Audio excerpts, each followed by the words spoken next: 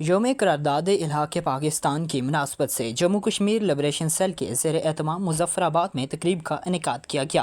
تقریب میں وزرائے حکومت محترمہ امتیاز نسیم، پروفیسر تقدیس گیلانی، سردار جاوید ایوب، چودھری محمد رشید، امیر جماعت اسلامی آزاد کشمیر ڈاکٹر راجہ محمد مشتاق خان، آل پارٹیز حریت کانفرنس کے سیکرٹری اطلاعات مشتاق بھٹ، حریت رہنما مشتاق الاسلام، رہنما مسلم لیگ نون مریم کشمیری، حریت رہنما سید گلشن، مسلم کانفرنس یوتھ ونگ کے چیئرمین سردار عثمان عتیق سمیت مختلف محکمہ جات کے سربراہان سمیت سول سوسائٹی اور عوام کی بڑی تعداد نے شرکت کی۔ تقریب سے خطاب کرتے ہوئے وزیر جموں کشمیر لبریشن سیل محترمہ امتیاز نسیم نے کہا ہے کہ 19 جولائی 1947 میں مسلمانان کشمیر کے نمائندوں نے کشمیر کے مستقبل کا فیصلہ پاکستان کے ساتھ مکمل الحاق کی خواہش کا اظہار کر دیا تھا۔